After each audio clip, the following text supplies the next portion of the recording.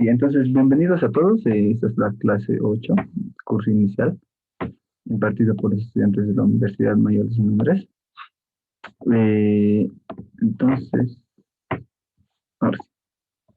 Ok.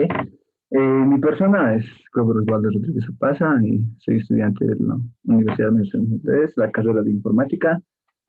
Actualmente estoy en mi séptimo, octavo semestre. Estoy también actualmente soy competidor de ICPC. Solo eso. Entonces, hoy vamos a ver lo que es recursividad y exponenciación rápido. ¿Ok? Entonces, antes de ver lo que es recursividad, vamos a repasar un poco de funciones que ya han visto en clases pasadas, pero vamos a hacer un pequeño repaso. ¿Ok? Cualquier duda que tengan en el transcurso de la clase me pueden cortar o pueden escribir por chat. Pero mejor si hablan por su micrófono porque puede que no esté muy pendiente del chat. ¿Ok? Entonces, empezamos con funciones. ¿Ok? Como en clases pasadas ya han visto, vamos a hacer un pequeño repaso. Entonces, una función básicamente es un segmento de código que generalmente está fuera de la función principal. ¿Ya? ¿Por qué generalmente? Porque en C++ se puede escribir una función dentro de la función principal, que es la función main. ¿Ok? Y además, una función hay que diseñarla para que haga una tarea específica. ¿Ok? Para que haga algo específico y no muchas cosas a la vez. ¿Ok? Y además una función nos puede retornar o no. Puede retornar un tipo o no. ¿Ok? Puede retornar un tipo de dato, que ya puede ser un entero, un double, float. O también puede retornar una estructura de datos, que ya lo han visto igual. Puede retornar un set, un map, un vector y demás cosas. ¿Ok? Entonces aquí podemos ver un ejemplo, por ejemplo, para crear una función para sumar dos números. Entonces, una función básicamente está compuesto del tipo de dato de retorno, que en este caso es un entero, el nombre de la función, eh, los parámetros de la función, es decir, qué parámetros van a ingresar a la función, y el cuerpo de la función, ¿no? Que sería lo que va a ser la función. ¿Ok? Entonces, en este caso, para sumar los números, pues básicamente recibimos dos números, los sumamos, los guardamos en una variable entera y pues retornamos su suma. ¿Ok? Y la complejidad de este algoritmo es, o de un tiempo constante, porque solo es una suma, no demora mucho en realizarlo. ¿Ok? Entonces, ahora sí veamos. En una función, así como en la función principal, podemos invocar a otras funciones, ¿cierto? Entonces, de igual manera, en una función, que no sea la función principal, se puede invocar varias funciones. ¿Ok? Vamos a ver un ejemplo para ilustrar un poco esto, lo que se acabo de decir. ¿Ok? Yo quiero hallar el valor de u. ¿Ok? Esto es el valor de u. ¿Ok? Que va a ser x, que va a ser la variable de entrada, y le voy a evaluar en una función f de x, pero el parámetro de esa función es el factorial de ese número de x. ¿Ok? Esa función f de x es esta de aquí. ¿Ok? Le doy un número, digamos, le doy 5, para los que aún no han visto cálculo. Les doy 5, entonces en vez de x lo reemplazo a 5, entonces aquí sería 5, sería 4 por 5, 20, más 5 sería 25. ¿Ok? Entonces f de x vale 25. ¿Ok? Es lo único que va a hacer. Entonces yo quiero evaluar esta expresión. ¿Ok? Entonces yo puedo hacer pequeñas funciones que me pueden ayudar a simplificar y que se entienda un poco más el programa. Por ejemplo, yo puedo hacer que esto, factorial, que me lo calcule una función. ¿Ok? Una función. Aparte puedo diseñar otra función que me lo calcule esto de aquí, que me lo evalúe esto de aquí. Exactamente esto de aquí. ¿Ok? Entonces les voy a mostrar el código, que se vería más o menos de la siguiente manera. ¿Ok? Entonces esta es mi función principal, int main. Entonces voy a invocar a mi función solución. ¿Ok? Le estoy pasando el parámetro 2.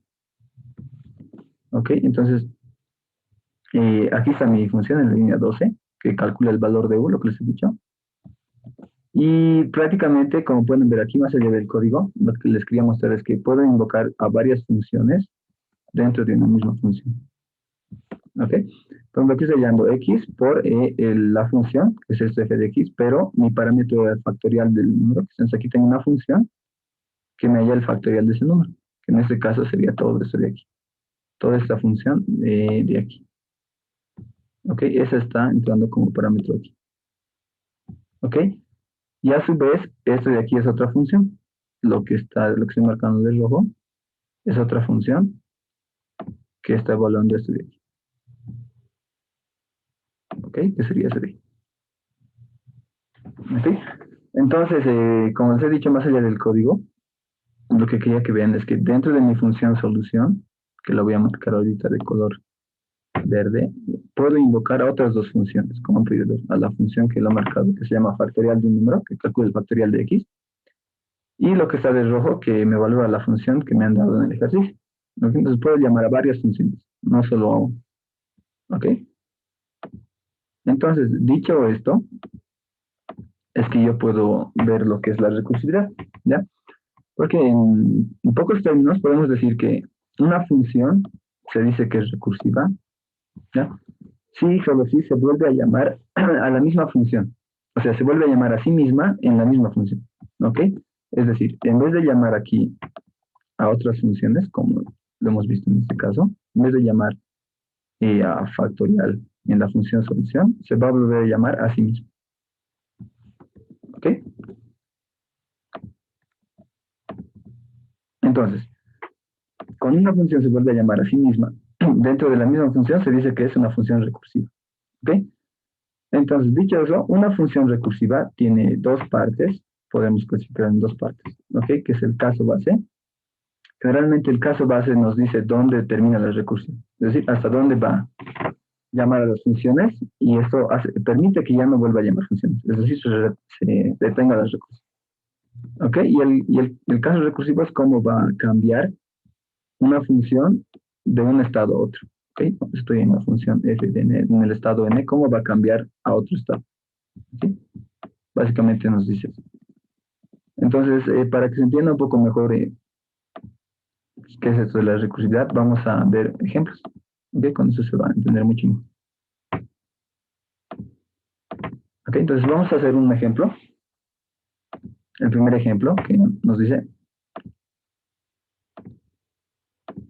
dado un número n por teclado, queremos mostrar los primeros n números en orden decreciente.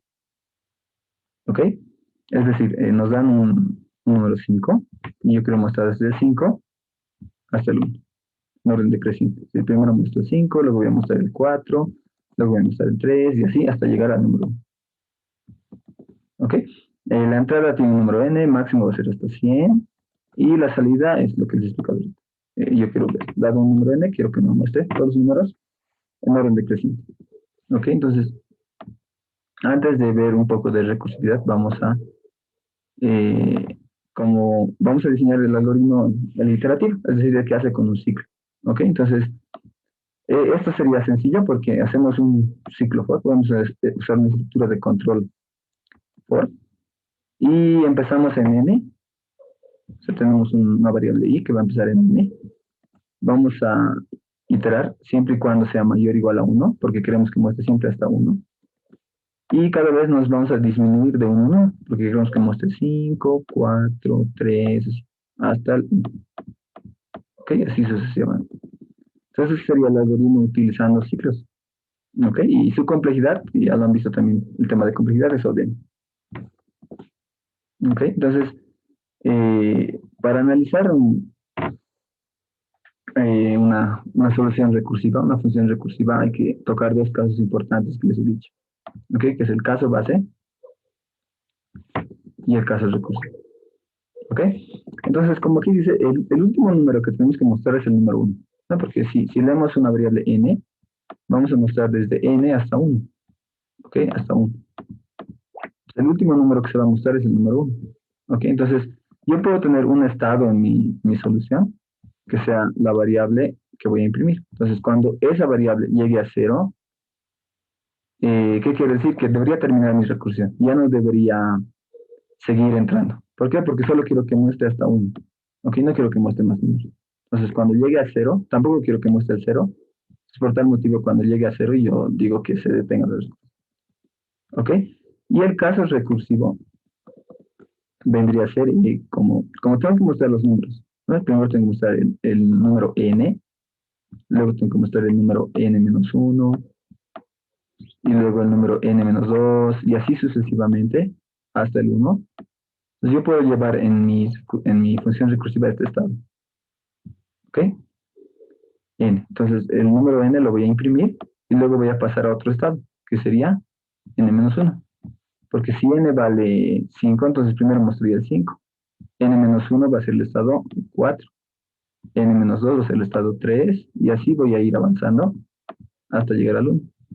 Entonces, si estoy en el estado n, para transicionar, o sea, para ir a otro estado, solo hago n-1. ¿Ok? Entonces, por eso aquí en el caso recursivo dice, como tengo que mostrar los números de manera decreciente, si estoy en el estado n y quiero pasar al siguiente, solo voy a n-1. ¿No? Y aquí está el ejemplo que les he dicho. ¿Ok? Entonces, expresado de otra manera un poco más formal, una notación matemática, se suele expresar de la siguiente manera. Entonces, mi función se va a llamar solución, va a tener el estado parámetro n, que va a ser para mostrar los números. Entonces, y básicamente voy a escribir lo que les he mencionado anteriormente. Entonces, si n es 0, que sería mi caso base, lo que hace que permita que se detenga la recursión, voy a retornar. Es decir, ya no voy a seguir haciendo más. Lo voy a cancelar la recursión y ahí finalice. ¿Ok? Y caso contrario, voy a imprimir y voy a y llamar a la solución con el estado n-1, ¿no? Para ir reduciendo los números y mostrar en orden decreciente. ¿Ok? Entonces, el código se vendría más o menos así. Algo que les quería notar es que generalmente es aconsejable plantear una ecuación o una función recursiva de esta manera, porque una vez que ya lo tengan así, llevarlo a código es sumamente sencillo. ¿Ok? Porque es codificar esto que ya está aquí en palabras que nosotros entendemos, y llevarlo al lenguaje máquina. Entonces, o en la sintaxis de C++. Entonces, básicamente es copiar lo que está aquí. Entonces, lo que les he dicho, ¿no? Declaramos aquí nuestra función solución. En este caso no va a retornar nada, por eso le he puesto void, porque va a imprimir. Entonces, aquí viene el parámetro n que les he dicho, y pues es copiar lo que les he dicho. Si n es 0, voy a retornar, es decir, ya no voy a seguir recursionando. Y luego voy a imprimir el número n, y luego voy a mandar a mi función recursiva. ¿Ok? Entonces, esto de aquí les voy a mostrar en código para que se entienda un poco mejor. ¿Ok? A ver, ¿pueden ver el editor de texto que estoy usando? Por favor, me confirman. Mientras voy copiando la solución.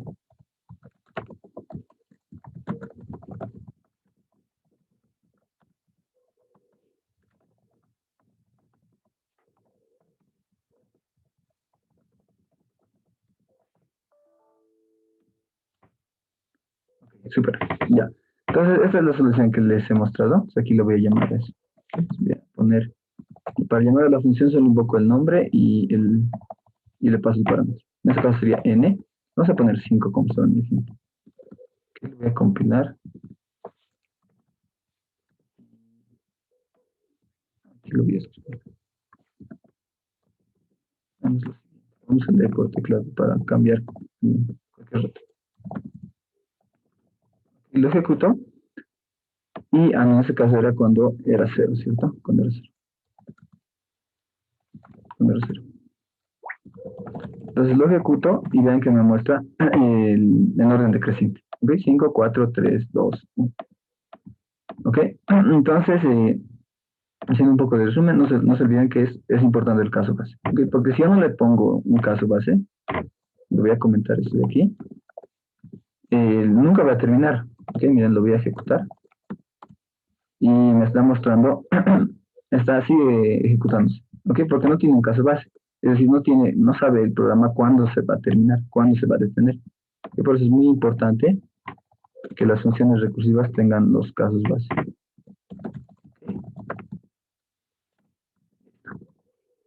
Y algo que les quería mostrar es lo siguiente, miren.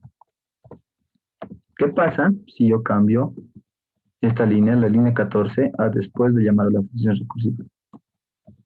Lo voy a compilar y voy a ejecutar. Y me muestra en orden inverso.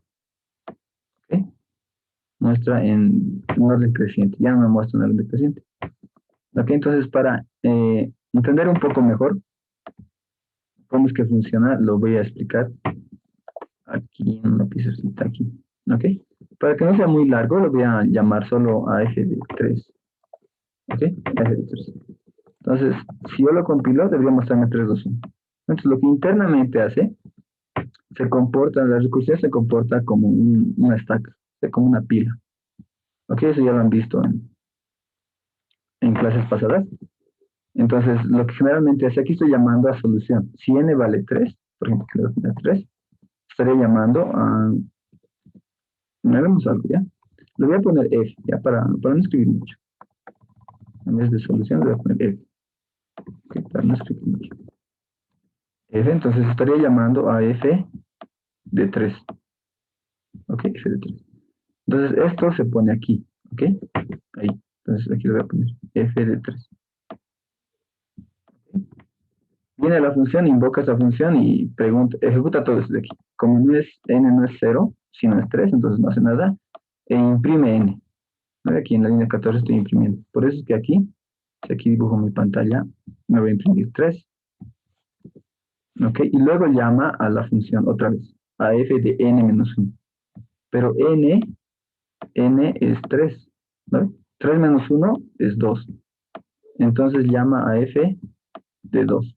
¿Ok? A la función con parámetro 2. ¿Ok? Entonces aquí es como si llamara a f de 2. ¿Ok? Así. Le voy a poner eso. Y esto lo pone a una pila. Sí, lo vamos a simular con una pila. ¿Ok? Aquí f de 2. ¿Ok? Lo que quiero que noten aquí es que el estado, este estado, o sea, mi función con parámetro 3 está pendiente. ¿Ok? No lo termino. ¿Ok? Entonces llega a f de 2 y otra vez vuelve a ejecutar esto. Y como 2 no es igual a 0, no hace nada. Y otra vez imprime 2. ¿Ok? Entonces por eso es que aquí imprime 2. 2. Y en la línea 15 vuelve a llamar a f de n-1. ¿Ok? Pero n en este caso, como estoy en este estado, n vale 2. ¿Ok? N vale 2. Entonces, 2 menos 1 es 1. Entonces llama a la función con parámetro 1, que sería este de aquí. Entonces viene aquí, va a llamar a f con parámetro 1. Y aquí lo voy a poner así. F de con parámetro 1. ¿Ok? Con parámetro 1. Entonces viene aquí y pregunta, ¿1 es igual a 0? No, no hace nada e imprime. ¿Okay? Aquí va a imprimir 1. Y luego llama al estado y sería como n vale 1, 1 menos 1 es 0. Entonces llama a f de 0. ¿No? La función f con cuando n vale 0. ¿Ok? Ahí, ahí. Y eso lo pone aquí, en esa pilita, como si se escribiese un poco más. Pero,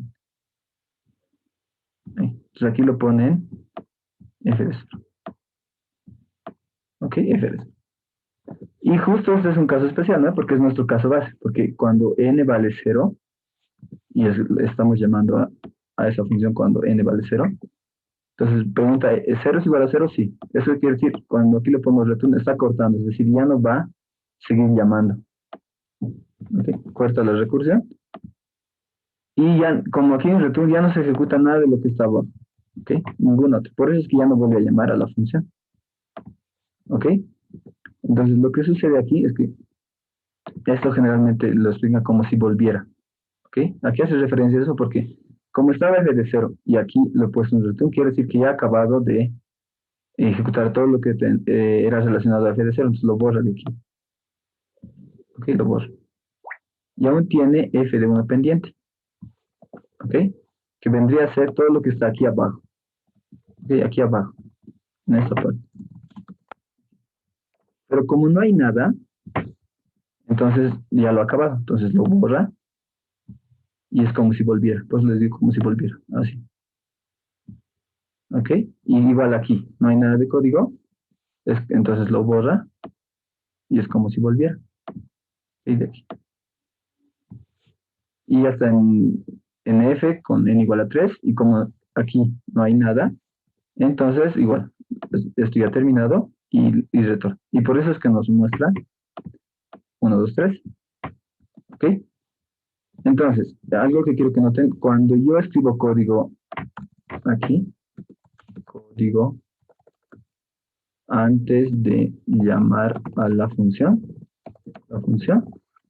se ejecuta antes de llegar al caso base, como han podido ver, ¿no? Cuando estábamos bajando, aquí, cuando estábamos bajando, ahí se ejecutaba e imprimía estos valores, ¿ok? Pero cuando yo escribo código aquí, después de llamar a mi función, o sea, obviamente la misma función, esto se va a ejecutar después de llegar al caso base. Ok, entonces ahora sí les voy a mostrar, vean, le voy a poner, imprimir n abajo de la función, después de llamar. Ok, y ahora sí les voy a explicar por qué muestra, muestra 1, 2, 3. Ok, entonces pasa lo siguiente, miren. Esto lo voy a retrasar porque alcance.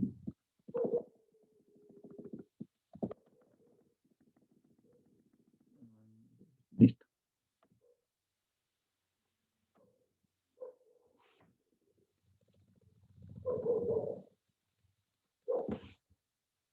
Ya, así sería, mira. Cuando llama a f de 3, aquí en este caso, a f con n igual a 3, le voy a poner con verde factorial. Estoy aquí. ¿Ok? Entonces, no cumple el caso base porque n no es 0, es 3. Entonces, aquí no hay nada, vean, no hay nada, no ejecuta nada, directamente llama a la función n-1. Como n vale 3, n-1 sería 2. Entonces, llama a la función f2. Pero esto estaba pendiente de aquí. Aquí está. Okay, llama a f2 y como les he dicho, lo pone aquí, como en una pilita, y ahí está. ¿Ok? Otra vez se llama f de 2 con n igual a 2, 2 igual a 0, no hace nada aquí porque no hay nada, y vuelve a llamar a la función. Como n vale 2, 2 menos 1 es 1. Entonces, llama aquí y esto se vuelve a poner aquí. ¿Ok? Y aquí.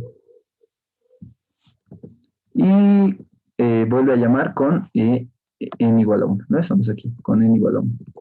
Entonces, cuando n es igual a 1, pregunta 1 es igual a 0. No. Aquí no hace nada. Y vuelve a llamar otra vez a la función. 1 menos 1 es 0. Entonces llama aquí. ¿Ok? Y lo vuelve a poner aquí. ¿Ok? Listo. Ahora ese era el caso especial, el caso base. ¿No? Porque vuelve a entrar a mi función. Y sí cumple aquí que n, como n vale 0 aquí, porque n aquí vale 0,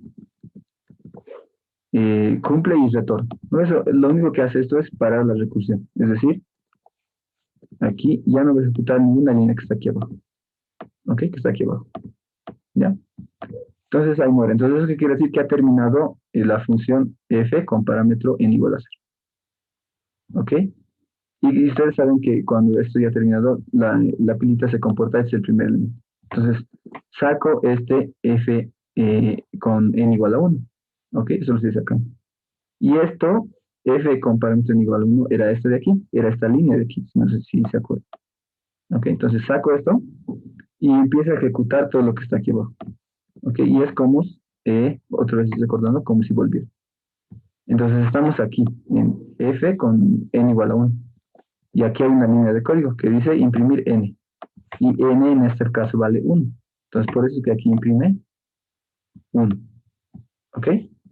Como aquí ya no hay nada más, ya ha acabado el proceso, este proceso. Entonces lo saca de la pila y ahí lo saca de la pila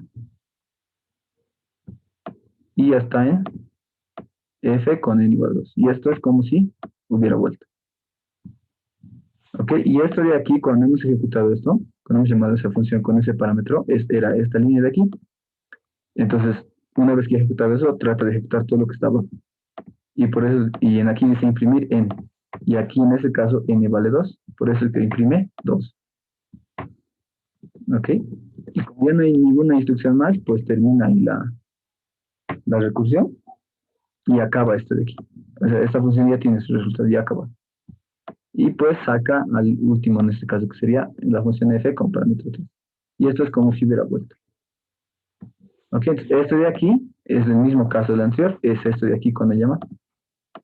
Ok, entonces sigue aquí una línea por ejecutar, que sería imprimir en, y en aquí vale 3. Entonces aquí imprime 3. Ok, imprime 3 y ahí termina, ¿no? Porque ya no, aquí ya no hay más líneas. Entonces ahí termina. ¿Ok? Entonces ahí acaba la recursión y ahí muere. Y es por eso que cuando yo muevo o hago algo después de llamar a mi función recursiva, en ese caso lo estoy imprimiendo al revés. ¿Ok? Porque lo está haciendo después, ¿no? Al momento de volver, lo que les explico. ¿Ok? Que viendo más ilustrativamente era con la pilita. ¿Ok? Con la pila. ¿Ok? Entonces, en pocas palabras, cuando quieran, cuando pongan código antes de llamar a la función, pues esto lo ejecuta al momento de bajar. ¿Ok? O sea, es decir, antes de llegar al caso base, que es lo que está en blanco, es el cuadrito blanco. Pero cuando ponen código después de llamar a la función, lo que estoy en el cuadro verde, eso lo va a ejecutar después de que llegue al caso base. Es decir, después de que al momento de volver. Es decir, lo que está aquí, las flechitas rosaditas. ¿Ok? ¿Tienen alguna consulta? Tal vez pregunta. Si tienen, me avisan. ¿Ok? Entonces, básicamente, de esa manera es que funciona la recursividad. ¿Ok? Entonces, de esa manera es que está funcionando este algoritmo de aquí. ¿Ok? Les quería explicar para que se pueda entender de una mejor manera. ¿Ok? Y esta complejidad, este algoritmo, o sea, esta función recursiva, tiene una complejidad orden. Ok, esto de aquí, cuando estén en 1143, van a llevar métodos para hallar la complejidad de algoritmos recursivos. ¿Ok? Porque hallar la complejidad de un algoritmo recursivo no es tan fácil como lo han visto en algoritmos con estructuras cíclicas. ¿Ok? Tiene su grado de complejidad, pero lo van a aprender en el transcurso de la carrera. Pero ese algoritmo es ODE. ¿Ok? Entonces, seguiremos. Vamos a ver otro ejemplo para que se comprenda un poco mejor. Entonces, el siguiente ejemplo dice lo siguiente. Eh, Vamos a calcular el factorial de un número, ¿ok? El factorial de un número está definido de la siguiente manera. Se pone un signo de admiración y se multiplican los números desde el 1 hasta el número n. ¿Ok? Entonces, un ejemplo. Si nos piden el factorial de 3, pues sería 1 por 2 y por 3. Y este resultado es 6. ¿Ok? Esto fácilmente igual ustedes ya lo deben poder hacer usando estructuras de control cíclicas. ¿Ok? Porque es hacer un for desde 1 hasta n y en una variable f, digamos, acumulan el producto de todos esos números. ¿Ok? Pero como es una clase de recursividad, vamos a ver cómo sería la solución recursiva. ¿Ok? Entonces, siempre al momento de diseñar una función recursiva es bueno analizar antes. ¿Ok? Primero, ¿qué necesito? ¿Ok? ¿Qué necesito en mi función? Necesito un número. ¿Ok? Un número que me va a permitir estar, digamos, en n, luego en n-1, luego en n-2, y así, hasta llegar a 1, ¿no? Porque es el producto, eso es la definición del factorial. ¿Ok? Entonces, ahora, matemáticamente el factorial de 0 es 1, que está definido de esa manera. El factorial de 0 es 1. ¿Ok? Eso ya conocemos. Y el caso base siempre es algo que ustedes ya conocen. ¿Ok? O sea, algo que no necesito calcular en función de algo.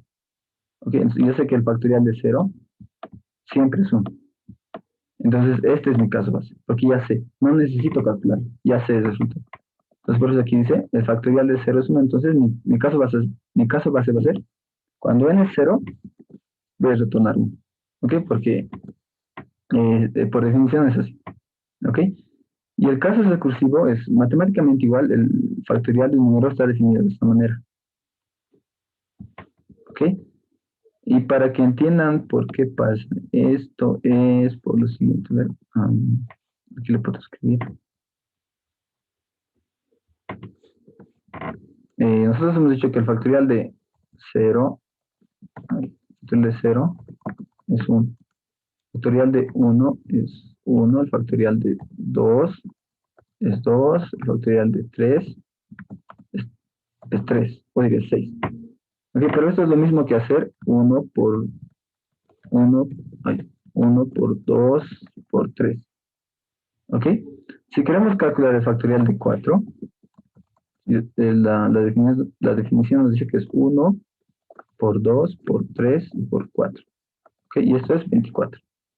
Si quiero calcular el factorial de 5, es 1 por 2 por 3 por 4 por 5, que es 120. Pero ahora, si vemos un poquito, podemos notar lo siguiente. ¿Ok? El factorial de 4, este es el factorial de 4, ¿se dan cuenta?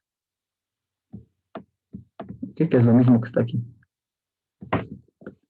Y si esto un poquito lo generalizamos, entonces el factorial de 5 sería el factorial de 4 por 5. ¿Ok? Entonces, si esto más lo generalizamos, pues vendría a ser, si 5 lo llamamos n, sería el factorial de n es igual a 5 menos 1 es 4. Entonces, diré, sí, 5 menos 1 es 4. Sería n menos 1 factorial por el mismo. ¿No? Y es de donde nace esa definición. ¿Ok? Pero eso es un poco más profundo. Pero lo vamos a denotar así. Ok, entonces, dado eso, yo puedo diseñar la siguiente función recursiva, ¿no? Porque el factorial de un número puede ser dividido en subproblemas, es decir, puede ser dividido en el factorial de un número más pequeño. Ok, entonces, como pasa eso, esa propiedad, yo recién puedo aplicar recursividad. Que, bueno, no siempre, pero puedo aplicar en este caso, ¿ok? Porque se está definiendo en términos de sí mismo. ¿Ok?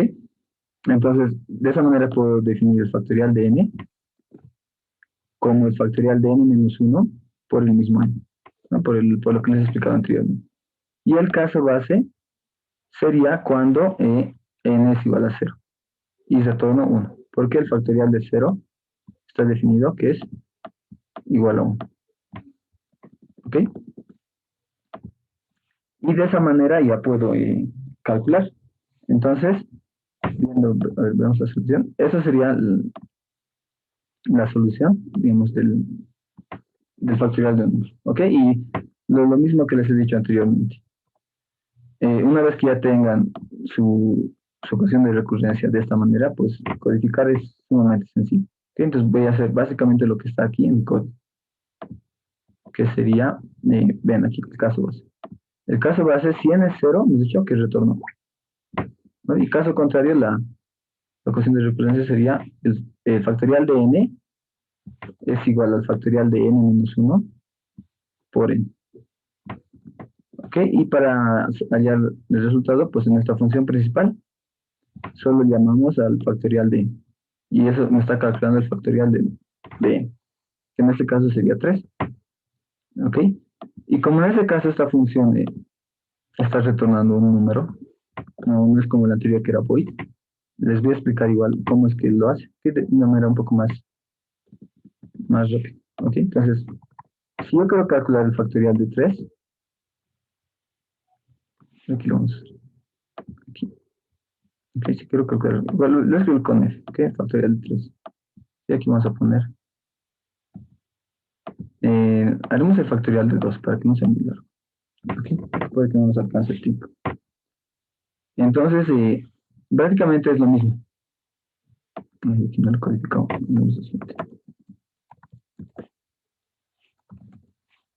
Aquí es la codificación. Sí, está. Entonces aquí directamente llamo a fact. Pero lo vamos a mostrar.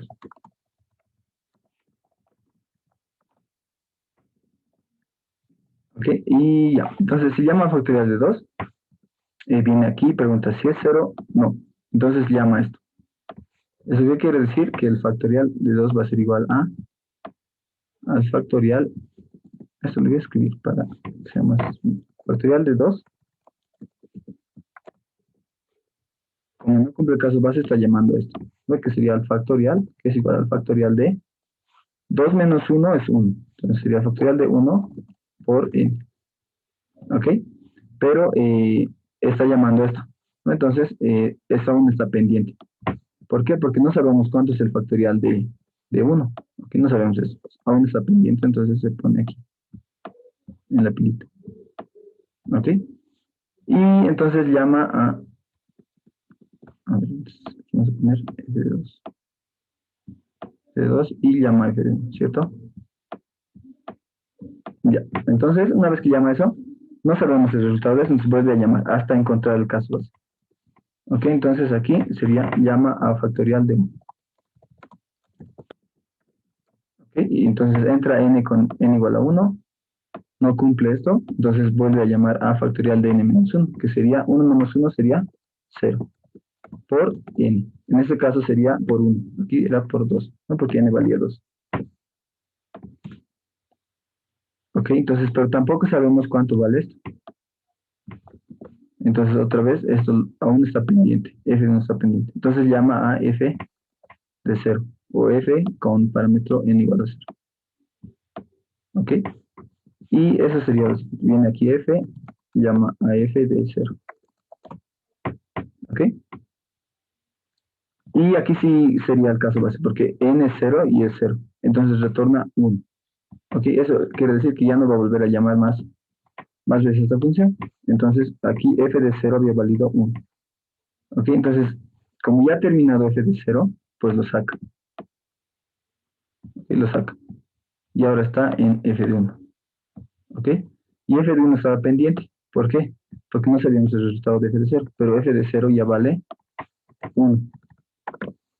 Entonces ya puede ya multiplicar, ya que el factorial de 1 es 1.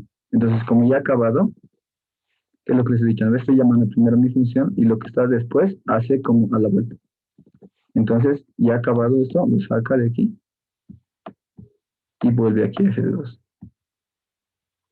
Y tiene que calcular esto, pero ya sabe cuánto vale f de 1, que había valido 1. Entonces, en vez de f de 1, reemplaza 1. Y el factorial de 2 es 2. Y como ya ha acabado esto, lo saca y al final retorna que el factorial de 2 es 2. ¿Ok? De esa manera es como más o menos internamente funciona lo que es la recursividad. ¿Ok? Y por eso es que puede hallar el resultado. ¿Ok? Y de igual manera, este algoritmo tiene una complejidad lineal, es decir, es O de n. ¿Ya? Y para el tercer ejemplo, vamos a ver la definición de...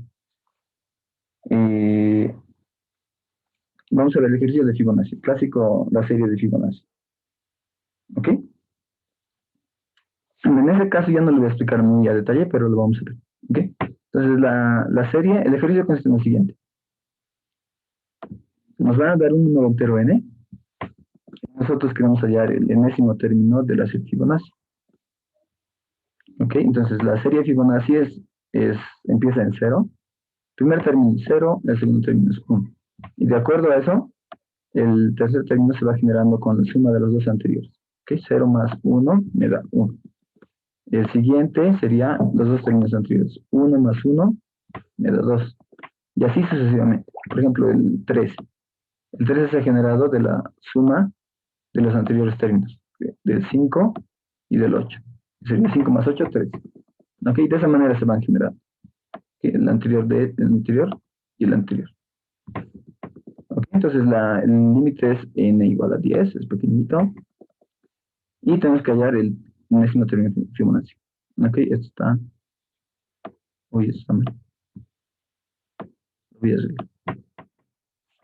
Digamos, ese sería el término 0, este sería el término 1, este sería el término 2, término 3, término 4, término 5, término 6, término 7, así. Si yo le doy 7, debería mostrarme el 3. ¿Ok? Si yo le doy 5, debería mostrarme el quinto. ¿Ok? Entonces, analizando un poco, les había dicho que los dos primeros términos de la serie Fibonacci son el 0 y el 1. ¿Ok? Entonces, si queremos plasmarlo de una manera recursiva, esos serían nuestros casos base. ¿Por qué? Porque esos dos términos ya los conocemos. ¿No? Ya conocemos al primero y al segundo. ¿Ok? Y también algo importante de aquí es que este término de aquí, si lo llamamos al término enésimo, ¿cómo se genera? Se genera por la suma del anterior más la suma del segundo anterior, lo podemos decir. ¿Ok? Que sería algo así. Sería entonces, el Fibonacci de n se genera por la suma del anterior más la suma del otro anterior. ¿Ok? Entonces, esto sería como nuestra función recursiva. ¿Ok? Y nuestro caso base, pues vendría a ser estos dos. ¿Ok? Y necesariamente en ese caso tiene que tener dos. ¿Ok? Porque como están restando dos veces, ahora lo vamos a ver eso con más calma.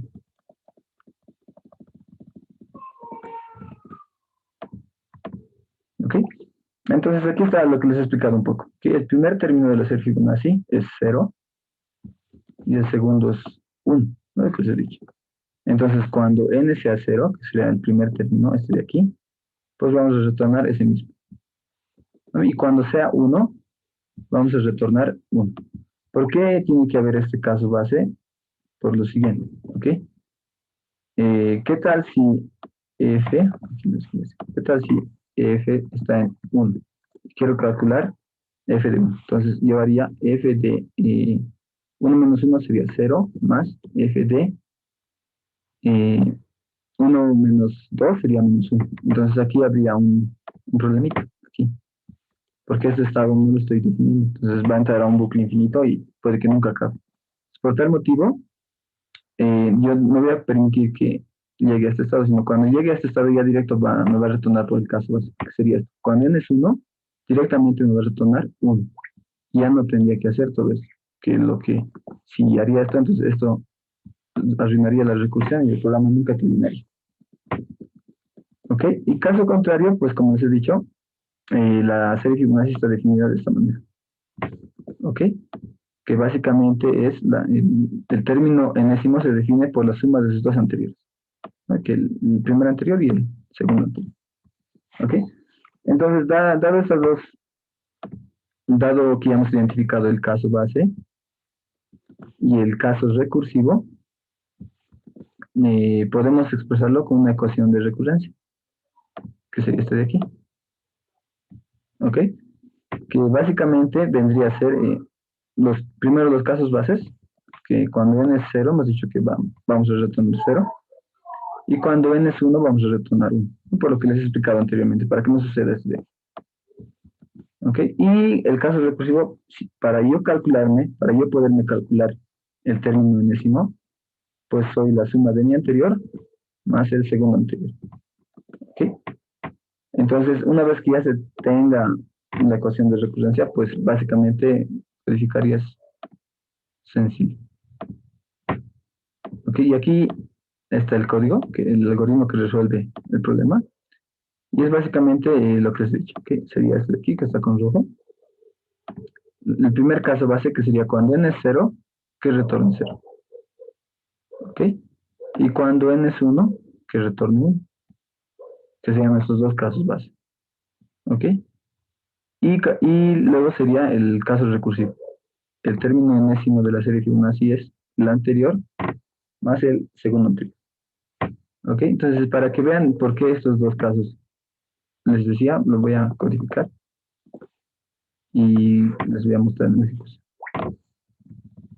¿Ok? Entonces, sería int factorial, recibo el factorial de n, y en primer caso va a ser cuando n es igual a 0, retorno 0. Si n es igual a 1, pues voy a retornar 1. Y caso contrario, me calculo de acuerdo a mis dos términos anteriores, que sería, no es fácil. Fibonacci de n-1 va a ser más Fibonacci de n-2.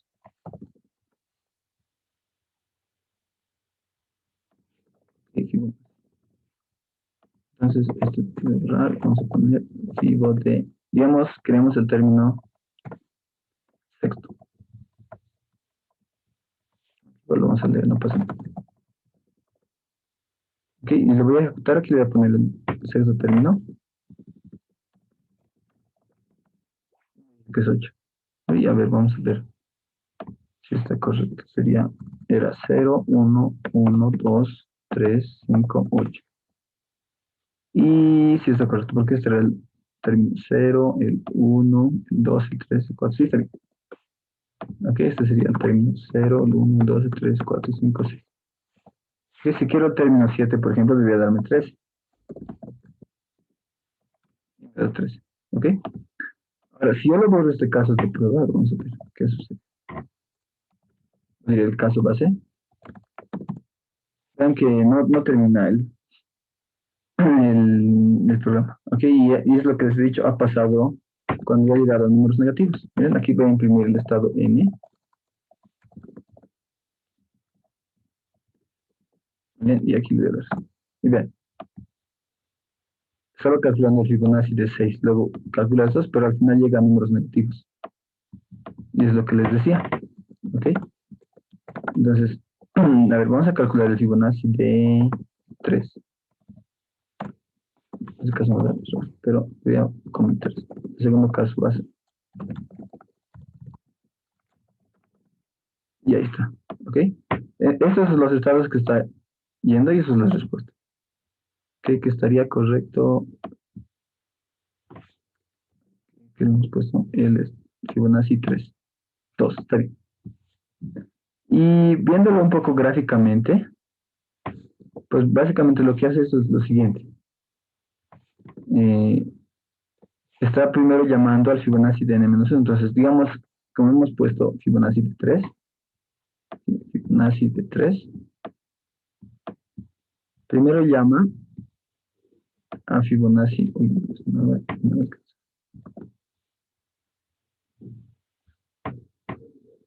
digamos, Fibonacci de 3, primero llama a la función con n-1, que sería 2, ¿no? F de n-2.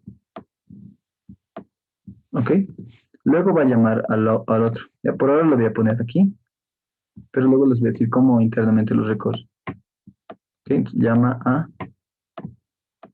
aquí sería, n-1 sería 2, y aquí menos 2 sería 1. ¿Ok?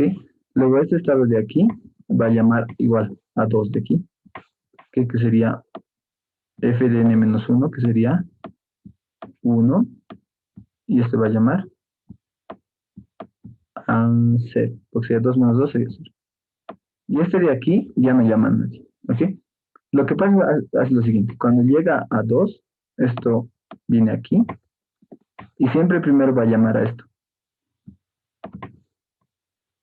¿ok? A ver, lo podemos explicar de una mejor manera, utilizando la pilita que les he dicho. Que llamo f de 3, ¿ok? Llamo f de 3. Esto viene aquí, no es el caso base ninguno, ¿y qué hace? A Fibonacci de n-1. ¿Qué sería? 3 menos 1 sería 2. Entonces viene aquí. ¿Ok? Entonces llama esto. Fibonacci de 2. Otra vez se vuelve a llamar la misma función y viene aquí. Y aquí n vale 2.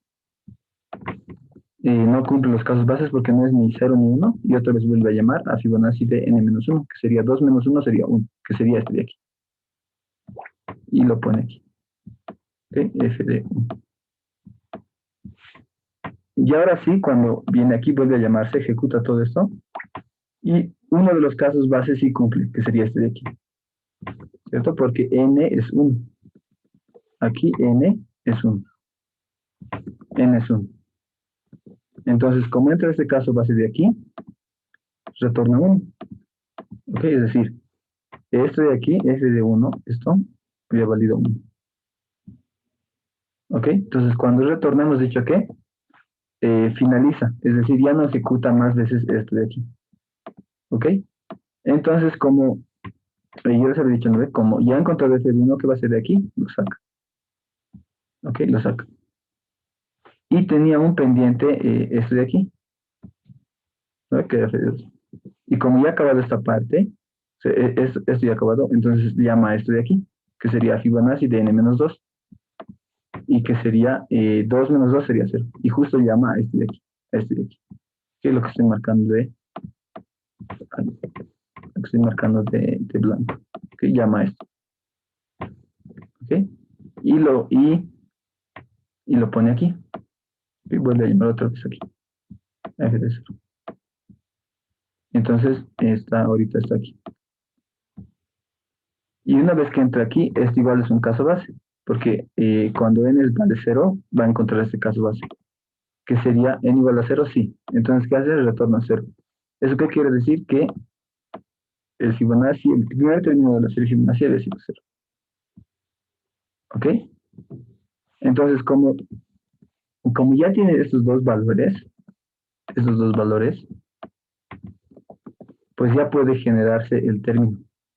O sea, como ya tengo el resultado de f de n-1 y de Fibonacci de n-2, como aquí ya vale 0 y aquí ya vale 1, entonces este de aquí ya puede generarse por la suma de este más este, ¿no? Por lo que hemos dicho aquí. Ya tiene este resultado, entonces se calcula, se suma, y 1 más 0 es 1. Entonces el Fibonacci de 2 ya ha valido 1. ¿Ok? Pero, entonces, ya ha acabado el Fibonacci de 2. El Fibonacci segundo ya acabó. Entonces, de aquí lo saca. Ahí, esto no lo olvides sacar. Entonces, como ya ha acabado esto de aquí, lo saca. ¿Qué lo saca? Y queda pendiente calcularse el Fibonacci de 3, que sería este término de aquí. ¿Ok? Entonces, lo saca ese y va a calcular este de aquí. ¿Ok? Porque este ya lo tiene calculado, ¿no? El primero de aquí, de su izquierda, vale 1. Pero aún falta ese término de aquí. ¿Ok? Entonces llama a esto, que sería f de 3 menos 1, 3 menos 2, que sería 3 menos 2 sería 1. Entonces aquí llama a f de 1. ¿Ok? Que sería esto de aquí, lo que sale celeste. Entonces, entra aquí y casualmente 1 es un caso base. Y dice que el segundo término, indexado desde 0, es el número 1. Entonces esto resulta que vale 1. Y como ya tiene esos dos hijos, ya calculado, entonces ya se puede calcular el mismo. Entonces 1 más 1 es 2. Y resulta que el Fibonacci de 3 había sido 2. Y de esa manera es que, esto otra vez me olvidó sacar. Y de esa manera lo calcula, y es que retorna que el Fibonacci de 3 vale 2. ¿Ok? Ahora, pero si ven un poquito más a profundidad, este algoritmo es exponencial. ¿Ok? ¿Por qué? Porque vean, miren, aquí he calculado el Fibonacci de 3. ¿Ok? Pero este también es el resultado de Fibonacci cuarto, ¿no? Menos 1. Y aquí tenía que calcular el Fibonacci de 2. 4 menos 2 sería 2. ¿Ok? Y esto de aquí, estoy volviendo a calcular aquí. ¿Ok? Y de igual manera, este término de aquí puede ser el Fibonacci de 5, y ese sería el Fibonacci de 3. Y lo mismo pasa aquí. Este de aquí, cuando lo hice calcular, ya lo he calculado aquí otra vez. Y es todo esto de aquí. Y así esto va creciendo exponencialmente. ¿Ok? Cuando se lleve, o si es que se da el curso de nivel intermedio de avanzado, o de nivel intermedio en programación dinámica, ahí es donde se puede optimizar estas cositas. ¿Ok? Pero dado lo que les he explicado desde aquí, la complejidad de este algoritmo es o de 2 a la n. No es 2 a la n, ¿ok? Es aproximadamente 2 a la n. Si no recuerdo muy bien, es 1,6 a la n. ¿Ok? La complejidad exacta de los números Fibonacci si lo implementan de manera recursiva. ¿Ok? A ver, aquí tengo otra variante de la serie Fibonacci donde solo tiene un caso base. ¿Ok? Pero aún tiene los dos casos base, pero están como juntados en uno. ¿Ok? Y eso les voy a explicar aquí. ¿Ok? Es como comprimir esto en uno. ¿Ok? Si n es cero, pues retorna el mismo cero, ¿vean? Y si n es uno, retorna el mismo uno. En otras palabras, si n es menor o igual a uno, retorna el mismo n, ¿cierto? Porque vamos a, si n es cero, entonces va a retornar cero, ¿no? Retorna n, pero n vale cero. Y si n es uno, va a retornar uno. Y aquí está retornando n porque n es uno, entonces es lo mismo. ¿Ok? Es como en otras palabras. ¿Ok? Pero de igual manera estoy verificando que los dos se cumplen. ¿Ok? Por eso es que funciona. Entonces aquí yo lo puedo poner, en vez de poner todo esto, puedo poner, y si n es menor o igual a uno, le pongo n, ¿ok? Y igual debería funcionar. Aquí tal vez había un problema. No, sí, ¿ok? Entonces funciona de igual manera. Si le pongo el séptimo me da 3. ¿Ok? Es lo mismo, solo que ya lo he escrito más corto. ¿Ok? Porque cumplía lo mismo. Aquí retorna 0 y aquí retorna 1, que es el mismo valor. ¿Ok? Entonces una variante para un poquito acortar el código y sea más cortito. ¿Ok? De esta manera. Y si quieren hacerlo un poco más cortito, pues se puede de la siguiente manera. O sea, solo en código.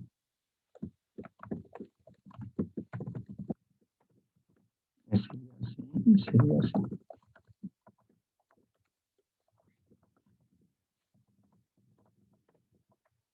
Entonces, pues, sería el séptimo. Sí, pues sí. ¿Ok? Esto que he aplicado aquí se llama lo que es el operador condicional ternario de C++. Aquí va la condición. Es como un if, solo que más se corta. Aquí va la condición. Eso solo te da verdadero o falso. ¿Ok? Entonces, después de eso se pone aquí el signo de admiración. Y si es verdadera esta expresión, va a ejecutar esto. Y si no, y por falso ejecuta esto. ¿Ok? Entonces es lo mismo que lo que he hecho anterior, solo que más corto. ¿Ok? En este caso no estoy mejorando la complejidad. Lo único que estoy haciendo es haciendo el código más corto. ¿Ok? Ya que en una competencia es, es muy importante, digamos, codificar lo más rápido posible. Mientras tengas la menor penalidad posible, pues mucho mejor. ¿Ok? Pero es lo mismo. En complejidad no estoy mejorando nada, solo en menos código. ¿Ok? Y igual, tiene la misma complejidad, lo que les decía. Aproximadamente dos horas. ¿Ok? No mejorando nada. Lo único que estoy mejorando es el código. ¿Ok? Más corto el código. ¿Ok? Si tienen hasta aquí todo claro, ¿tienen alguna pregunta? No, profe.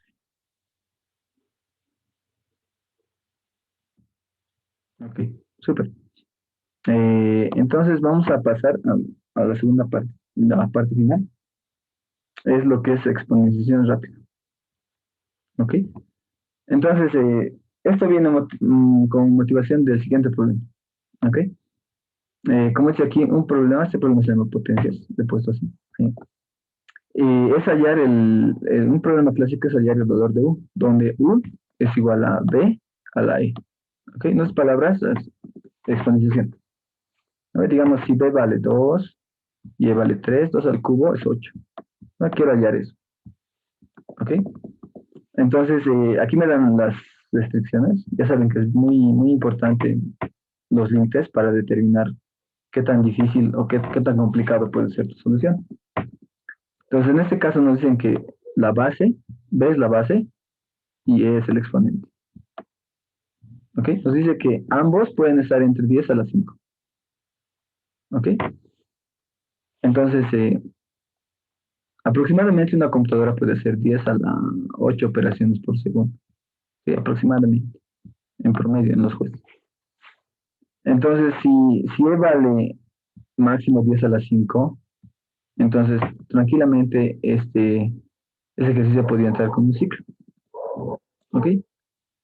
Y aquí está un ejemplo. 2 a la 17 es este número, 131.072. ¿Ok? Entonces, lo que les iba diciendo es lo siguiente. Como B a la E, o sea, la exponenciación no es más que la multiplicación de la base B una cantidad E veces.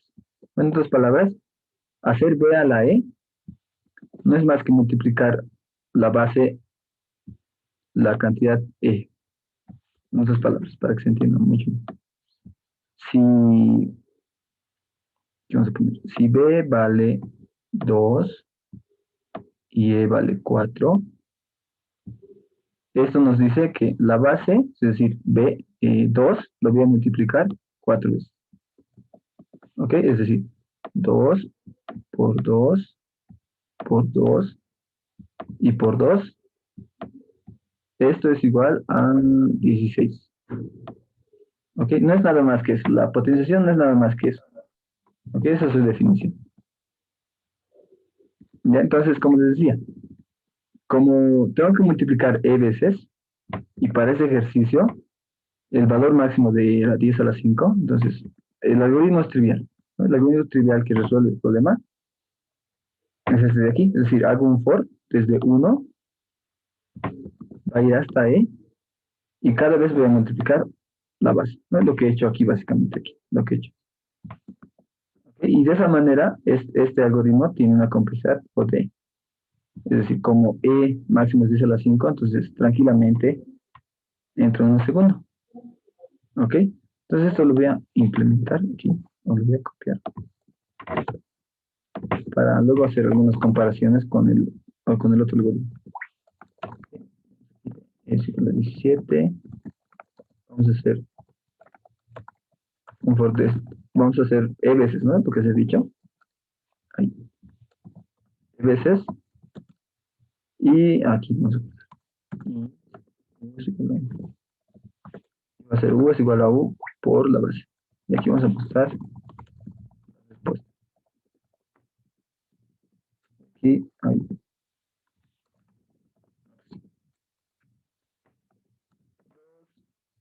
Ahí está. 2 elevado a la 17 es 131.072. Y está bien la respuesta. Ok, por ahora no nos vamos a preocupar mucho de, por ejemplo, dice aquí que esto puede ser muy grande. No nos pueden dar 10 a la, o digamos 10 a la 1000. Ok, pero por ahora esto no lo vamos a tomar en cuenta. Cuando llevemos, si lleve eh, módulos, o sea, modular un problema, ahí lo vamos a ver. Ok, porque esto es un número muy, muy grande que en C++ no se puede manejar. Generalmente lo que se hace es utilizar un módulo, o sea, un resto, y mostrar el resultado de esa manera. Ok, pero cuando se lleven las propiedades del módulo es donde esto va a cubrir mejor sentido. Y por ahora vamos a asumir que sí lo podemos computar estos números. Ok. Eh, entonces, dados los límites, el algoritmo que resuelve es este y sí funciona, ¿no? Porque máximo va a ser 10 a la 5 y debería funcionar. En este caso, para que vean, aquí le voy a poner 1 para que la respuesta siempre sea 1 y no haya overflow. Entonces aquí le voy a poner 100.000, ¿ok? Y en tiempo debería entrar normal.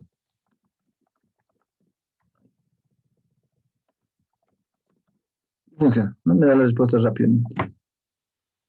¿Ok? Antes, pues, le voy a poner aquí para que nos diga cuánto está tardando en tiempo de ejecución.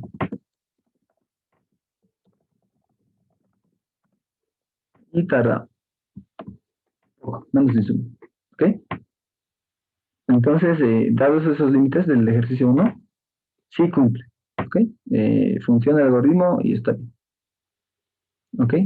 Pero ahora veamos una versión 2 del ejercicio, ¿ok? Donde es el mismo ejercicio, pero la diferencia es que la base y el exponente ya pueden llegar hasta 10 a la 9.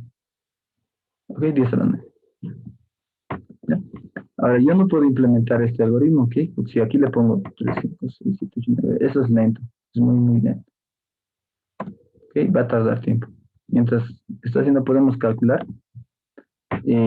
Supongamos que esto va a tardar 10 a la 9 operaciones, ¿ya? Porque es 10 a la 9 máximo, ¿eh? Y una computadora en promedio hace 10 a la 8 operaciones en un segundo, entonces esto sería 10, no, sí, 10 segundos. O sea, tardaría 10 segundos en ejecutarse este algoritmo. ¿Ok? Y eso tardaría más porque aquí hay algunas multiplicaciones que van a subir la constante del algoritmo. ¿Ok? Veamos. Aquí ha tardado 2 segundos. Pero esto de aquí puede llegar a ser muy, muy grande. Imagínense que fuera 10 a las 18. ¿Ok? Entonces ahí sí ya no se puede hacer esta solución trivial que hemos encontrado, que es la clásica, ya no podemos implementar eso. ¿Ok? Entonces ahí sí hay que buscar una mejor manera. ¿Ok? Entonces y aquí les decía, ¿no? Que es lo que les estoy explicando. Como el valor máximo es 10 a la 9, pues ya no se puede hacer el algoritmo anterior que hicimos. Entonces tenemos que buscar una mejor solución. ¿Ok? Y podemos hacerlo utilizando algunas propiedades matemáticas. ¿Ok? Entonces, voy a denotar U al resultado de B a la E. ¿Ok? Entonces yo aquí le puedo multiplicar por 1. ¿Ok? No afecta nada. E por 1 es 1 porque 1 es el neutro de la multiplicación. Pero este 1 yo lo puedo representar de otra manera. Lo puedo representar 2 entre 2. Porque es lo mismo. 2 y entre 2 es 1. Es lo mismo. Entonces lo pongo aquí así, de esta forma. ¿Okay? E por 2 entre 2. Que sería E por 1 y lo mismo aquí. No he hecho nada. ¿Ok? Hasta aquí. Ahora esto de aquí lo voy a expresar de otra manera. Tengo E por 2 a la 2. Lo único que voy a hacer es, este 2 lo voy a traer aquí y el E lo llevo, ¿no? Porque es una multiplicación, no pasa nada. Tengo esto. ¿No? Si esto lo cancelo, sigue siendo E, aún no he hecho nada. Ok, solo que lo he escrito de otra manera. Y tengo 2 por E medios. ¿No? Ahora, esto de aquí, hay una propiedad que dice lo siguiente. Si yo tengo un A, le ponemos B a la X, y esto lo elevo a la Y, esto es igual a B, X, X por Y. Es lo mismo, es una propiedad. Ok, no lo voy a demostrar, créanme, es una propiedad. Entonces, vean, esto de aquí, eso que estoy marcando con el cuadro rojo, es bien parecido a esto. ¿Cierto? Es lo mismo. Entonces yo puedo expresarlo de la siguiente manera. Entonces, esto de aquí, vamos a hacer que X sea, a ver, sí, X va a ser el número 2 y E medios va a ser Y. Entonces, tendríamos que B elevado a la X vale 2. Va a estar elevado a la Y, aquí. Sería esto de aquí. ¿Listo? Pero Y es E medios. Ok, E medios. Ok, E medios. Este de aquí. Entonces, un poquito ayudándome de las matemáticas, he podido reescribir mi ecuación, ¿ok? Mi potenciación, diré, ¿ok? De otra manera. Sé que esto ahorita aparece insulso, pero cuando lo planteamos como una ecuación recursiva nos va a ayudar mucho en tiempo de complejidad. ¿Ok? Porque mi exponente lo estoy reduciendo a la mitad cada vez. ¿Ok? Y más antes hemos dicho que A a la B, diré B a la E, no era más que multiplicar B por B, así varias veces, ¿no? Y al final nuestro algoritmo siempre dependía del exponente. Entonces, una vez que aquí lo estamos dividiendo entre dos, pues eso va a ayudar mucho al final de hallar, al momento de hallar la complejidad. ¿Ok? Entonces, ¿hasta aquí tienen alguna duda? Esto de aquí tal vez se haya confundido o malentendido. Si está todo claro o alguien tiene alguna duda.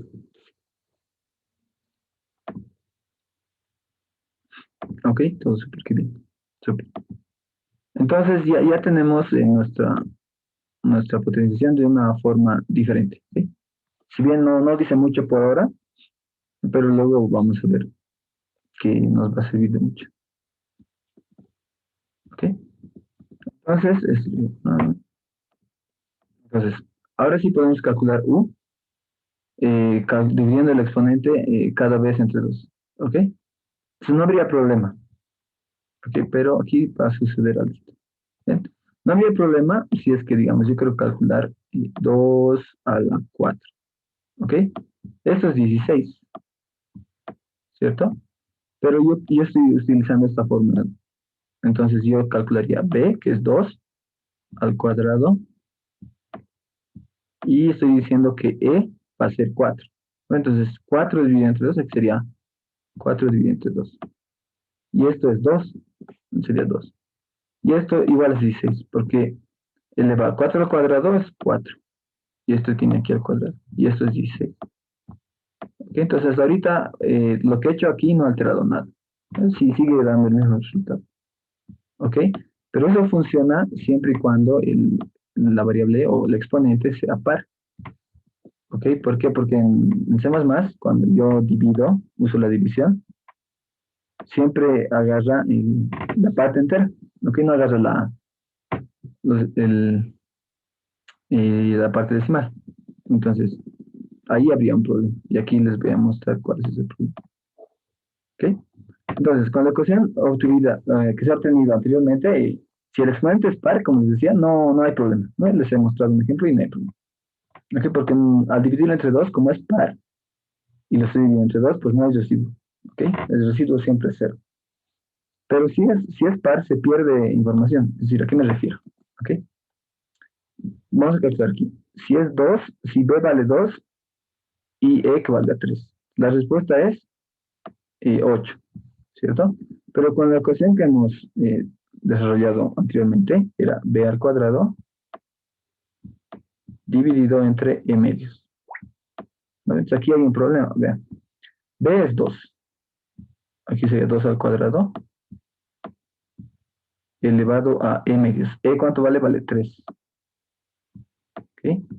Y esto sería 2. Entonces aquí tenemos un problema. ¿Por qué?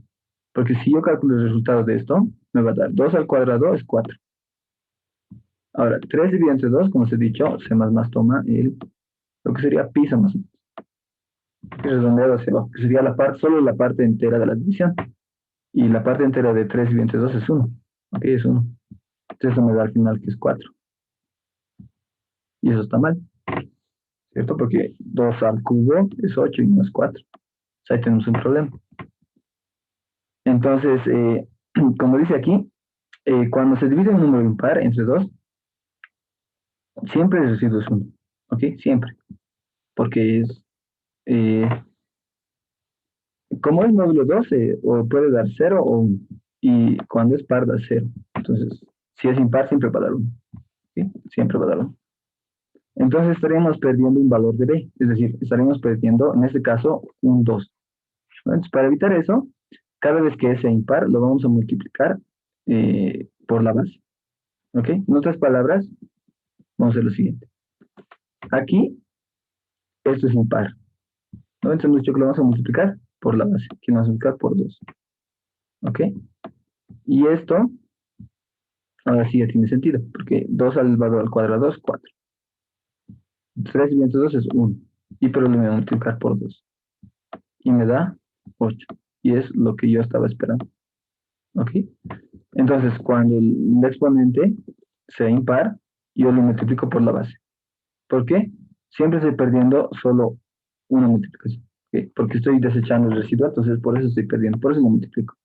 ¿Ok? En el caso de que sea par, no estoy perdiendo nada, porque no hay residuo, entonces no estoy perdiendo ningún número en la multiplicación.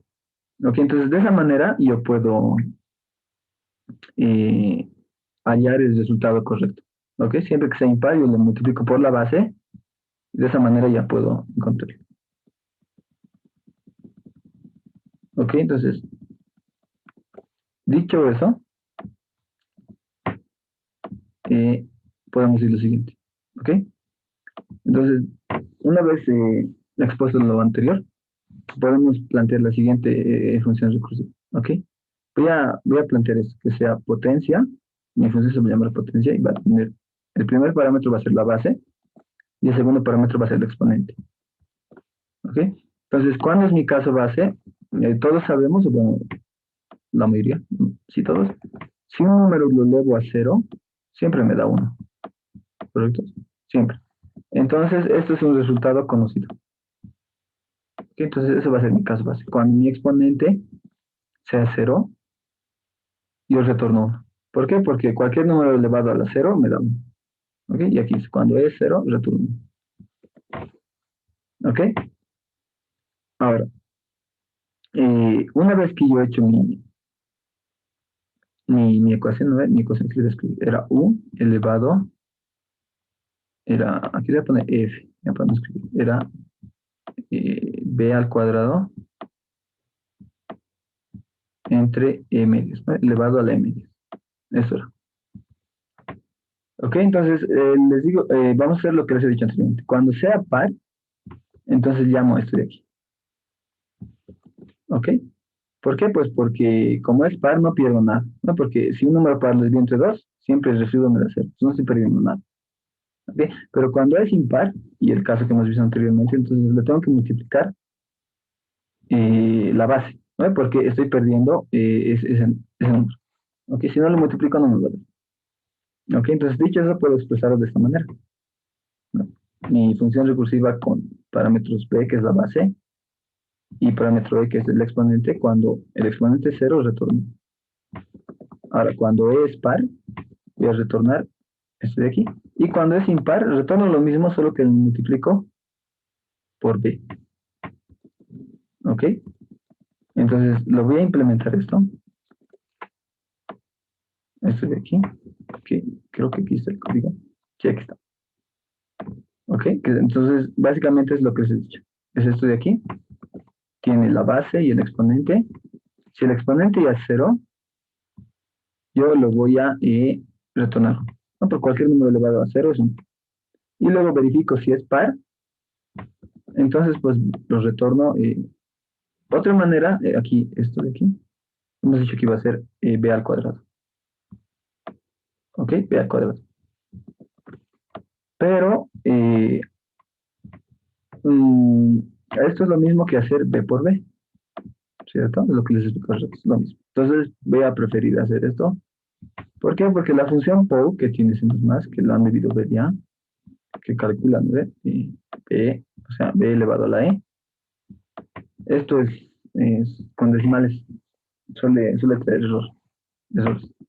Las veces que he usado me trae errores, entonces por eso trato de evitar. ¿Ok? Entonces, por eso estoy usando esto. En vez de usar POW, voy a usar esto. ¿Ok? Y aquí le estoy pasando el exponente entre dos, ¿no? Siempre lo dividimos entre dos. Y si es impar, pues llamaba lo mismo, pero le multiplicaba la base.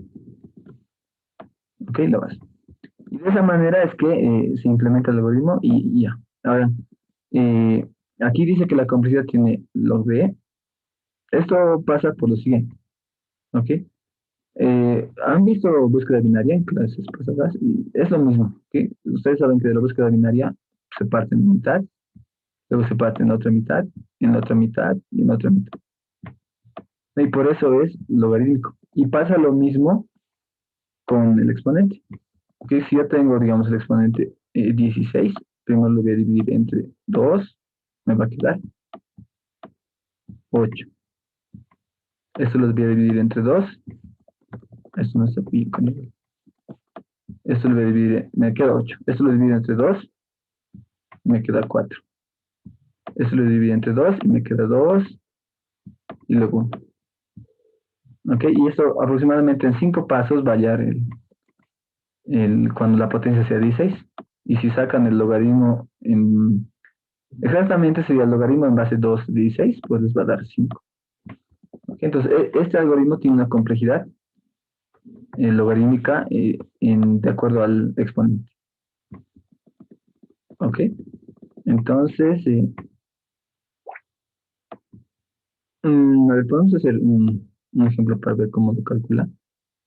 ¿Qué es así? Yo quiero calcular 3 elevado a la 3. Ok, 3 elevado a la 3.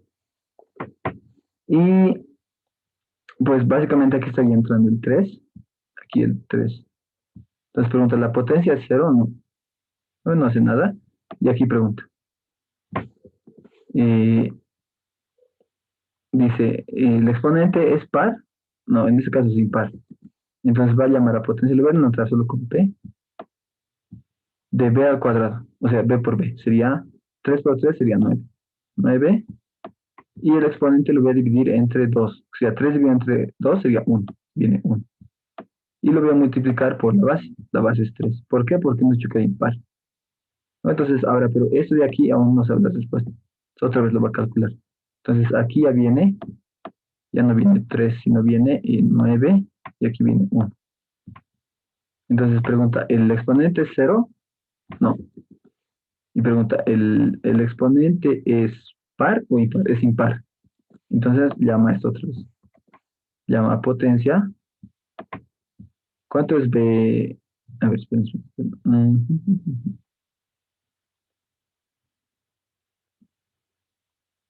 Sí, está bien. Ya. Llama a potencia de 3 por 9 por 9, porque en este caso está haciendo B por B, ¿no? Y B vale 9. Entonces sería 9 por 9 es 81. Y aquí, es dividido entre 2, vale 1, es 0, y lo multiplica por B. B vale, en este caso,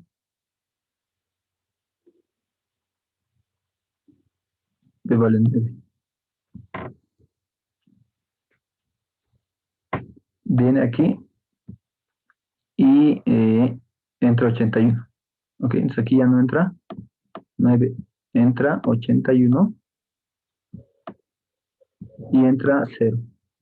Y cumple el caso base, que sería e igual a 0 si retorna 1. Entonces, esto de aquí había valido 1. Entonces, aquí lo retorna 1. Y cuando ya llega el caso base, hemos dicho que es como si subiera, ¿no? Saca de la pila y va multiplicando. Entonces, como esto vale 1, ya tiene que valer 1. 1 por 9 vale 9. Entonces, 9. Y resulta que esto había valido 9. Y 9 por 3 es 27. Y resulta que 3 al cubo es 27. A ver, creo que es 27, 3 al cubo. 3 al cubo sí es 27. Entonces, de esa manera es que haya el, el resultado. ¿Ok? Por eso es que cuando es impar es importante multiplicar. ¿Ok? Y a ver, vamos a ver el código.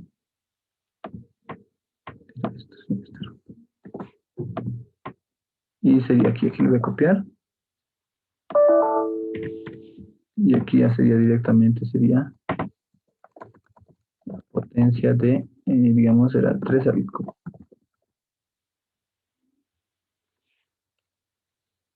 Y van a ver que otra 27. 27. Ok, pueden calcular lo que ustedes dicen. 11 a la 11, ¿cuánto es esto? Debe pasar un entero. Tenemos un número. 3 a la 11. Me dice este número. A ver, vamos a calcularlo. 15. 3 a 4. Y sí, ese es el resultado. ¿Ok? La diferencia es que esto es rápido, es muy rápido. Ok, en este caso ahorita como no lo estoy modulando, me va a dar una respuesta incorrecta, pero para que vean que sí es rápido, voy a poner un exponente grande. Entonces, le voy a poner 1 elevado a ese número. Ok, entonces 3, 6, 9. Como 1 cualquier número es 1, entonces vean, me halla rápido. Ok, incluso como les digo, esto lo puedo hacer con long long. Ok, aquí le voy a poner long long. Aquí le voy a poner long long. O sea, ya va a trabajar con números más grandes. Y aquí le voy a enviar un número con 10 a la 18 dígitos. Es decir, esto. Ok, y voy a hallar el resultado aquí. Este voy a hacer long. Y esto lo voy a compilar, le voy a ejecutar y vean que me lo halla rápido. ¿Por qué? Porque eso es logarítmico. Es decir, le sacan el logaritmo a este número y es lo que va a tardar aproximadamente. Y lo dividen, le sacan el logaritmo a esto, le dividen entre 10 a la 8 y es lo que aproximadamente va a tardar. Ok, como aquí lo han podido ver, es muy, muy rápido. Es rápido. ¿No? Ok, es rápido. Ok, entonces, esto es lo que es exponenciación rápida. Te permite eh, hacer una potencia en tiempo logarítmico que es muy, muy útil para problemas cuando quieran resolver problemas más adelante. Eso es muy, muy útil. ¿Ok? Y esta idea no solo se aplica mm, a la potencia. ¿Ok? También se conoce como, aquí, también se puede aplicar se le dice multiplicación rápida. Es decir, cuando yo quiero multiplicar dos números, esto es lo mismo que hacer A más A, así sucesivamente de veces, ¿cierto? Es lo mismo. ¿Ya? Pero pueden decir, ¿qué sentido tiene hacer esto si puedo hacer directamente esto? A veces pasa esto cuando tienes que sumar números muy grandes y la multiplicación puede sobrepasar el tipo de dato que tengas. Ejemplo, ¿qué tal si te piden que multipliques A por B y se quiere, digamos, hallar solo el último dígito de la multiplicación? ¿Ya? Pero A y B pueden llegar hasta 10 a la 18, su rango. ¿Ok? Y si multiplican estos dos números, el resultado es 10 a la 36. Y eso en C++ no se puede. Bueno, se puede con el tipo de dato int 128, pero ahora imagínense que sea entonces 10 a la, sería 36 cada dato. Y ahí te sales de lo que puede aguantar la multiplicación, entonces necesariamente tienes que hacer con sumas. Entonces no puedes hacer esta suma lineal, porque si haces B veces, y esto es más de 10 a la 18, puede demorar mucho. Entonces se aplica la misma idea que hemos hecho aquí para la suma. Y también otro parecido es cuando multiplicas matrices, o cuando elevas una matriz. Tengo una matriz y quiero multiplicar esta matriz por sí misma 5 veces. Entonces, multiplicar una matriz, saben que es de orden cúbico. Y elevarlo a esto va a ser por, digamos, elevado a la k, por k. ¿Ok? Por k. Entonces, pónganse que k llega hasta 10 a la 5 y pues esto ya no es manejable. Y la misma idea pueden hacer, utilizando esta misma idea de aquí, hacer que este k ya no sea lineal, sino sea logarítmico. En vez de k, sería logaritmo de k. ¿Ok? Igual hay varios problemas que puedes aplicar. Entonces, esta idea que les he dado no solamente es para la potencia, sino sirve para multiplicación de matrices y para la multiplicación rápida, igual en casos necesarios. ¿Ok? Y para finalizar, aquí les he puesto la versión iterativa, que es la versión confort. Que es un poquito más rápido, no es mucho, pero si quieren pueden usarlo.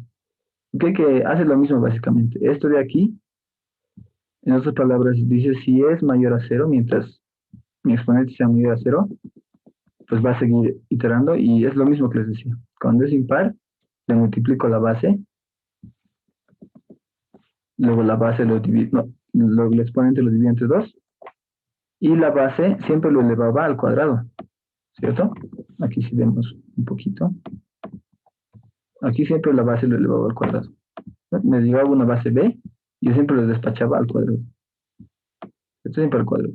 Y estoy haciendo lo mismo en la versión iterativa. La base siempre lo mando al cuadrado. Ok, y al final mi respuesta tengo. Y esto calcula lo mismo. Ok, a ver, lo vamos a implementar aquí. Vamos a poner pot p, aquí la respuesta que sea u, está en 1. Mientras está en la potencia, ahora si es impar, o sea, si su resto es 1, entonces va a ser u por la base. ¿No? Multiplicamos la base del resultado. Luego la potencia lo dividíamos entre 2 y la base siempre lo elevamos al cuadrado. Ok, y al final retornamos ahí. Retornamos la respuesta. Ok, y de esa manera pues ya tenemos nuestra exponencial rápida de manera iterativa. Y aquí lo vamos a comparar. Abriremos aquí. P, potencia, y lo vamos a mandar la base y el exponente. Y lo vamos a leer para no entregar. Ok, aquí lo mando la base y el exponente, base y exponente. Y aquí vamos a mostrar los valores para comparar que sí esté hallando correctamente.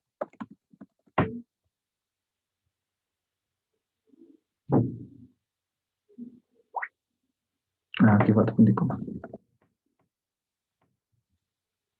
Y aquí podemos hallar 3 al cubo y los dos hallan 27,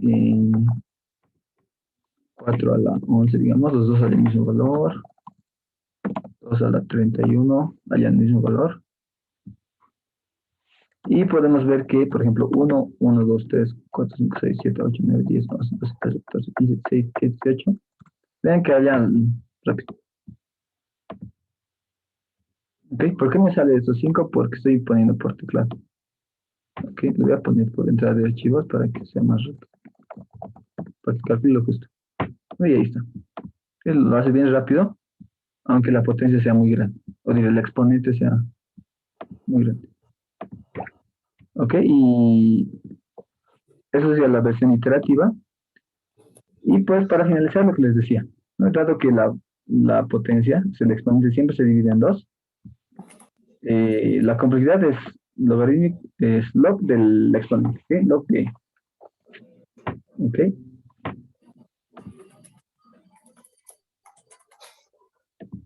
Entonces, aquí termina, chicos, la clase. Tal vez si alguien tiene alguna pregunta o consulta, podría responderlos. Y si no, pues el contest yo creo que se va a quedar hoy día en la noche, donde pueden explicar estas, más que todo, la recursividad y la exponenciación rápida.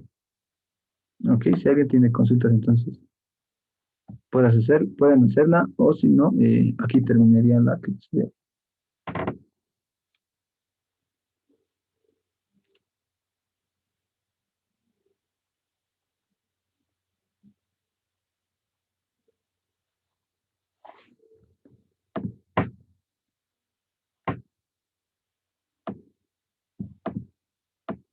Ok, ok.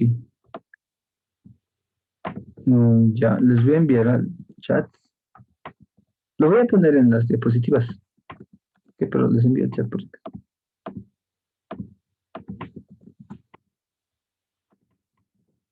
Ok,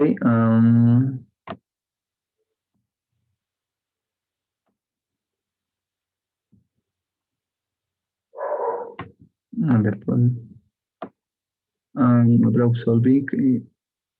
Sí, sí, va a haber un solving del contest. ¿De qué contest? ¿De la anterior semana? ¿Acaso no ha habido un solving? Les voy a preguntar, ¿ok? puedes exponenciar cualquier cosa. Un ejemplo, por ejemplo, como cualquier cosa. O sea, números matrices, cadenas.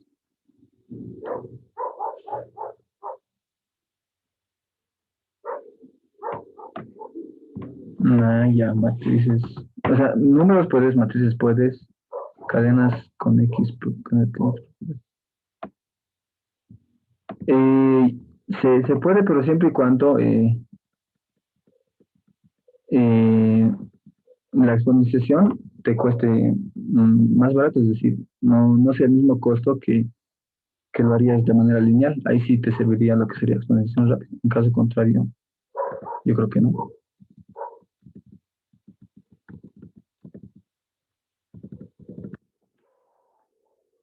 Y a ver, vamos a ver. Mm,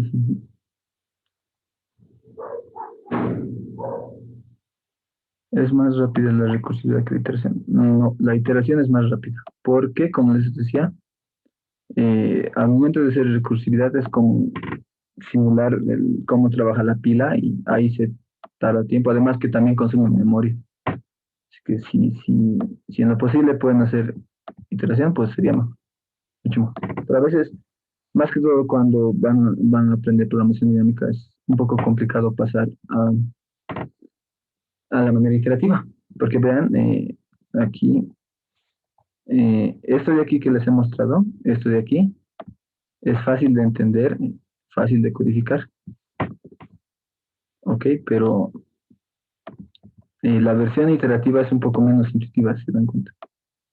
Entonces, es un poco más difícil, pero se puede. Se puede pasar de un algoritmo recursivo a una versión iterativa.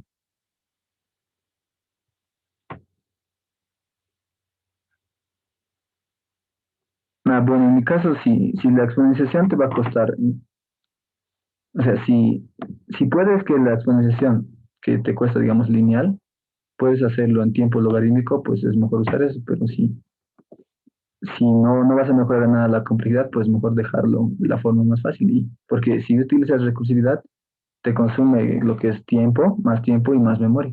Pues ahí estarías saliendo, estarías perdiendo.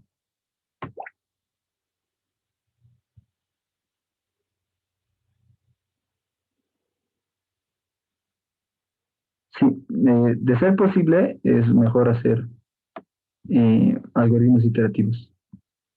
Pero como les digo, a veces no son tan intuitivos de hacerlos o de plantearlos, entonces por eso muchos usan recursividad. Siempre cuando el problema es difícil, a veces plantearlo. Pero es bueno saber ambas técnicas, porque muchas veces entra un problema con recursividad, te puede entrar tranquilamente en tiempo, y a veces llevarlo de manera iterativa puede ser difícil. ¿Ok? Entonces ya no hay más preguntas, chicos. Eso sería todo por la clase de hoy. Y sobre loop solving, que va a haber, de este contest de esta semana, sí va a haber. Y si no ha habido de la anterior semana, yo voy a tratar de gestionar para que se haga el contest, el Absolve, ¿ok? Para que todos puedan resolver los problemas. Ok, sin nada más que decir, chicos, nos veríamos conmigo la siguiente semana.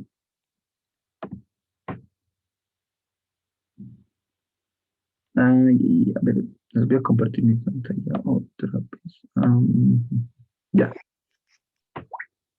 La expresión, esta expresión de aquí, ay, si no les explico. Esta de aquí es a nivel de bits.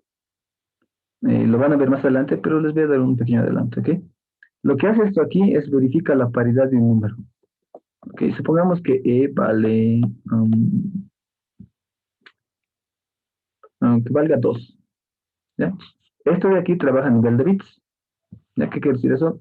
El 2 en binario es 1, 0 y aquí a la izquierda tiene full ceros. Entonces, si es un número entero de 32 bits, entonces tiene aquí 32 bits. ¿Ok? Y este I es un operador lógico, lo han debido ver en álgebra. Es el AND, lo que le conocen como el AND. Entonces, al hacer esto, entonces es lo siguiente. El 1 es 1 aquí, aquí puro ceros a la izquierda. Porque si es un entero, tiene 32 bits. Si aquí aplico AND, Entonces aquí el AND quiere decir si los bits son iguales, es decir, si ambos están prendidos, si ambos son unos, es 1, y si no es 0. Entonces en aquí sería 1 y 0 sería 0. Y sería 0, 0, 0, 0. ¿Ok? Entonces, ¿qué nos dice eso? Un número par, un número par, siempre el último bit de aquí va a estar apagado. ¿Ok? Siempre. ¿Ya? Cualquier número par, su último bit de aquí siempre está apagado. Pero de un número impar, su bit siempre está encendido. Entonces, si se dan cuenta, cuando es un número par, entonces este siempre va a estar apagado y este siempre va a estar encendido. Entonces, el AND de esos dos siempre es 0. Y como estos números de aquí siempre va a ser 0, entonces automáticamente todos los bits de a su izquierda se vuelven 0. Entonces, esto al final te da 0. Y aquí, esto de aquí te da verdadero si es que tiene un número diferente de 0. Entonces, cuando es 0 te da falso. Eso quiere decir que no es impar. ¿Ok? Ahora, si el número fuera impar, digamos si fuera 3, entonces cuando es impar, el último bit siempre está encendido. ¿Ok? Siempre, siempre está encendido.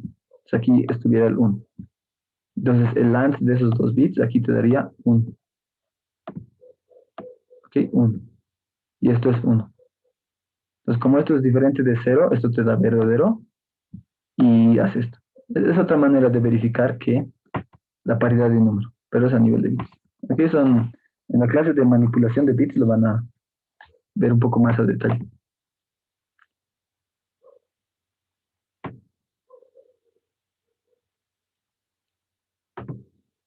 Sí, incluso esto de aquí, cuando lleven manipulación de bits, se puede simplificar de esta forma, que es desplazamiento de bits. Esta es otra manera de dividir un número entre dos. ¿Ok? Hay muchas cositas interesantes. Y esto es más rápido. Esto lo hace más rápido que es la división. Y por eso lo van a ver en su respectivo tema y tiempo. ¿Ok? Entonces, eso sería, chicos, por hoy. Nos vemos conmigo en otra oportunidad. Hasta luego, chicos, se cuidan. Sí, Python tiene desplazamiento de bits igual. Igual se puede hacer. Casi todos los lenguajes tienen. Bueno, deberían tener. Pero tiene. Pues. Ok, entonces eso sería, chicos, con mi persona. Nos vemos en otra oportunidad.